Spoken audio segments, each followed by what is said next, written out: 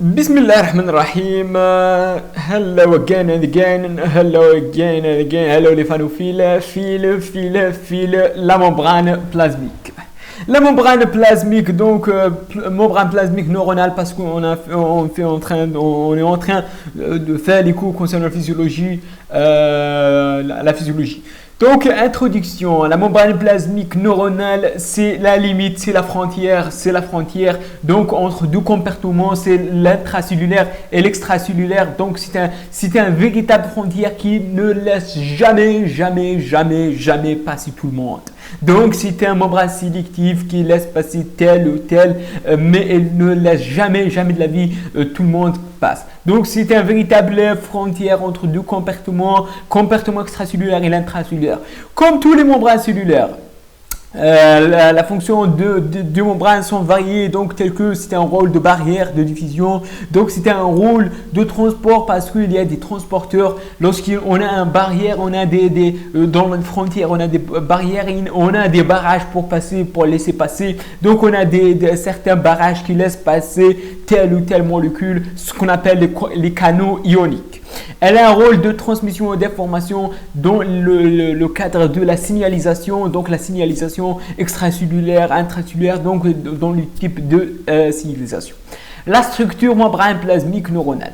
La structure, un membrane, souvent on parle que la membrane seulement des lipides, mais dernièrement on a découvert que c'est faux parce que la membrane, telle que la membrane plasmique, telle que les hépatocytes, contient plus de protéines que des lipides. Donc, contient à peu près 60% des protéines et seulement donc 35% de lipides. Donc, ça diffère la concentration de lipides et des protéines.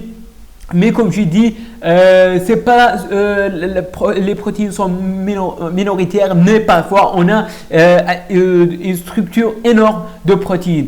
Donc c'est un mélange donc entre constitué par des lipides, constitué par des lipides, des protéines, mais la proportion varie d'une cellule à l'autre. Par exemple, les neurones, bien sûr, contiennent des lipides plus que des protéines. Mais il y a autre cellule qui est l'inverse, est correct.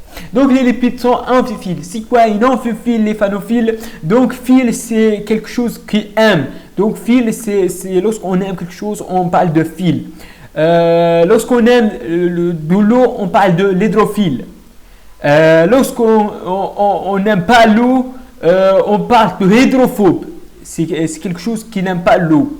Lorsqu'il a les deux en même temps dans une structure, on parle de l'amphophile, c'est-à-dire quand il y a un pôle qui aime l'eau, c'est-à-dire pôle hydrophile, et un autre pôle qui n'aime pas l'eau, c'est le pôle hydrophobe. Donc les pôles qui aiment l'eau sont à la face externe parce qu'elle aime l'eau, donc il constitue ce qu'on appelle la bicouche lipidique. Donc parfois aussi faire ce qu'on appelle donc micelle. Donc ici on a les têtes qui sont hydrophiles, donc les têtes hydrophiles qui sont à l'extérieur ici ou bien à l'intérieur en contact avec l'eau de cytosol, et les queues hydrophobes sont à l'intérieur. Donc ici les queues hydrophobes donc qui sont à l'intérieur de cette bicouche. Donc c'est ça une bicouche lipidique. Donc la tête aime l'eau, donc elle est en contact avec l'eau, mais les queues n'aiment pas l'eau, donc ils ont à l'intérieur. Donc c'est ça une bicouche lipidique formée par de ce type de phospholipides. Même le cholestérol a une tête hydrophile et que hydrophobe. Ici c'est un milieu, donc au milieu c'est la hydrophobe, et à l'extérieur, donc ici l'extérieur c'est le membrane, donc l'épaisseur de la membrane donc varie donc d'un cellules à l'autre. Et là, même la constitution varie. Donc, les lipides sont amphiphiles, contiennent donc un pôle hydrophile, un pôle hydrophobe formé par des acides gras, les phospholipides et les glycolipides, et même donc le cholestérol. Les protéines jouent un rôle dans la fonction spécifique de la membrane cellulaire. On distingue les protéines périphériques qui est liée à la face externe de membrane. Donc périphérique, soit ici ancré par des GPI, c'est-à-dire glycérol, phosphoinositol, ou ancré à l'intérieur par l'intermédiaire d'un lipide donc à l'intérieur. Donc on a les protéines qui pénètrent au sein de la membrane, c'est les protéines transmembranaires. On peut par exemple les protéines donc transmembranaires liées à protéine G, donc qui sont comme ça, donc transmembranaires, des protéines transmembranaires ou des protéines cadeaux. Donc ici un type d'un protéine transmembranaire qui passe tout la bicouche lipidique. Donc trois classes principales des lipides. On a les phospholipides, les cholestérol, glycolipides. Les phospholipides sont majoritairement par la phosphoglycéride, c'est-à-dire un phosphore plus glycéride plus donc plus un groupe. Donc soit un groupe amine ou un groupe donc hydrophile. Donc placé au milieu à queue s'oriente spontanément. Les têtes hydrophiles sont mettre en contact de l'eau, c'est-à-dire à l'extérieur, et les queues se rassemblent entre elles afin d'exclure l'eau vers à l'intérieur de la membrane. Ils font ainsi deux films monomolaires accolés en parallèle appelés bicouches lipidiques que j'ai dessiné tout à l'heure. Donc une bicouche lipidique, les têtes sont en contact au milieu à queue extra et intracellulaire. Donc les têtes sont en contact avec le milieu extra et intracellulaire. Et que forment à l'intérieur de la bicouche. Donc et les queues sont ici à l'intérieur, les têtes sont en extracellulaire et intracellulaire. Donc c'est ça une petite schématisation. Cette bicouche lipidique construit une barrière de diffusion aux ions parce que les ions contiennent des charges. Donc généralement les ions sont chargés, donc elles ne laissent pas passer les charges. Donc les charges et les ions, ils ont des portes spécifiques qu'on appelle les canaux. On va parler de ça. Le cholestérol, c'est le molécule de cholestérol s'intercale entre la membrane parallèle aux phospholipides. Donc le cholestérol joue un rôle dans la fluidité. Donc la fluidité change avec la température. Donc c'est ça un rôle de la fluidité et la rigidité de la membrane. Les glycolipides, groupement polaire de la tête du glucose, est constitué en plusieurs résidus glycidiques. Les plus représentants sont les cérébrosides, les gangliosides.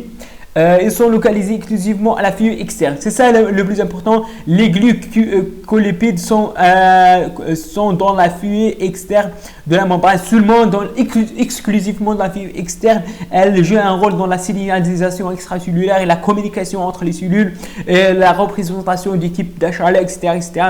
Les molécules d'ancrage, etc. sont tout le temps les glycolipides sont à l'extérieur de la membrane, jamais de la vie à l'intracellulaire.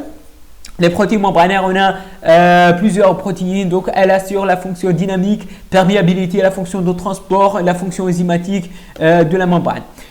Les protéines transmembranaires, comme j'ai dit, traversent complètement la bicouche lipidique.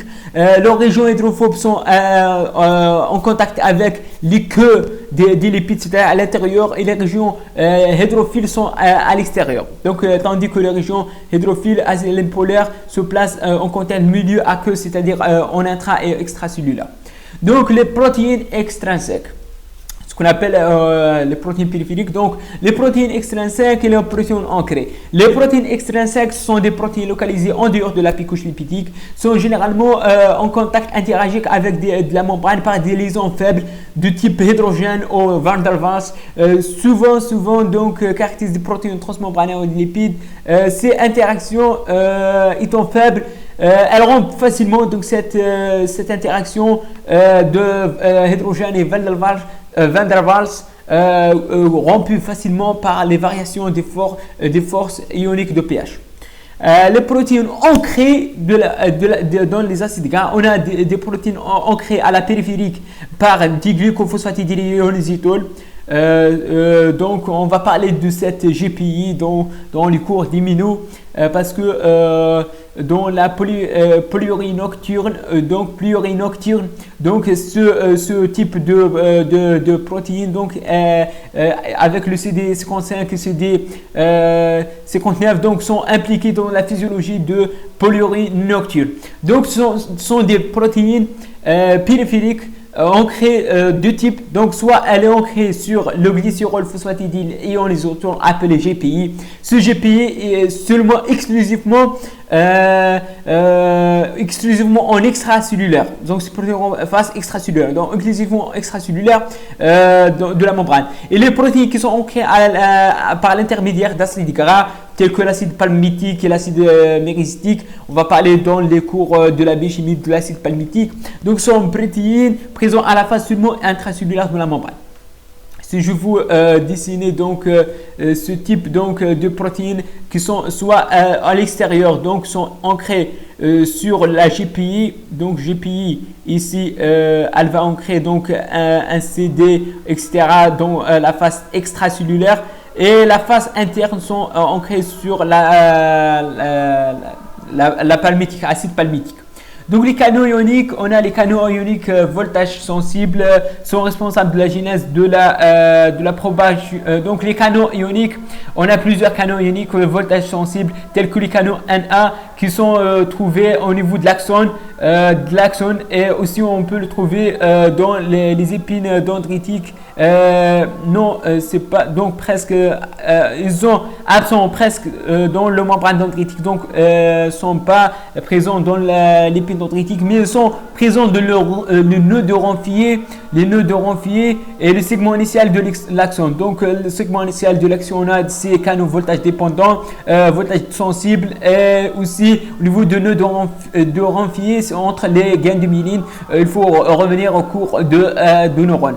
Les canaux potassiques sensibles au voltage sont répartis à peu près uniformément sur la surface membranaire. Donc les canaux potassiques sensibles au voltage sont répartis à peu près uniformément. Donc les canaux K+ sont répartis uniformément. Les canaux calciques sont généralement dans la présynaptique, parce que elles permettent l'entrée de calcium pour la fusion des vésicules, pour la libération des neurotransmetteurs. Donc les canaux calciques sont trouvés généralement dans la membrane présynaptique. Si je vous répète, les canaux Na voltage sensible sont trouvés au niveau de l'axone et aussi au niveau des nœuds de Renfier. Les canaux K sensibles, potassium sensibles, sont trouvés généralement uniformément. Les canaux calciques sont généralement souvent plus de concentration, plus de densité dans la membrane présynaptique pour faciliter l'expulsion, la fusion des vésicules contiennent les neurotransmetteurs pour la libération et la transmission synaptique. Donc, il y a deux modèles de la membrane plasmique. Un modèle ancien, ce qu'on appelle la mosaïque fluide, qui est dépassé. Et le modèle récent, c'est le modèle de Donald Engelman en 2005. Donc, ce modèle récent, il dit qu'il y a composition hétérogène des domaines, différentes phases lipidiques, épaisseur de la membrane variable d'une cellule à l'autre, les protéines concentrées interagissent, il y a beaucoup de protéines, domaine transmembranaire et extramembranaire des protéines variables, la mobilité complexe des protéines. Donc, il y a des mobilités, ils disent qu'il y a la mobilité des protéines, les protéines sont mobiles à travers de la membrane. Aussi, les lipides sont mobiles par les mouvements de flip-flop, les mouvements latéraux. Même les protéines, elles ont des mobilités latérales, et c'est démontré par la fusion des deux cellules des souris marquées par des trucs donc qui ont observé une mobilité des complexes des protéines. Donc aussi, il y a la notion des radiolipidiques au raft. Lipid rafts sont des domaines qui sont au niveau comme un bateau qui baigne dans la mer des lipides. Donc, ce sont des domaines spécifiques qui contiennent des lipides bien serrés, bien densés, qui est un composant d'un raft lipidique qui joue un rôle dans la signalisation. Ils ont aussi des rôles, autres rôles qui sont en train de les découvrir. Sont les rafts lipidiques. Donc c'est ça pour la membrane plasmique. Je vous remercie pour votre attention. N'hésitez pas à cliquer sur la chaîne, abonner sur ma chaîne et d'aimer, partager, et à la prochaine.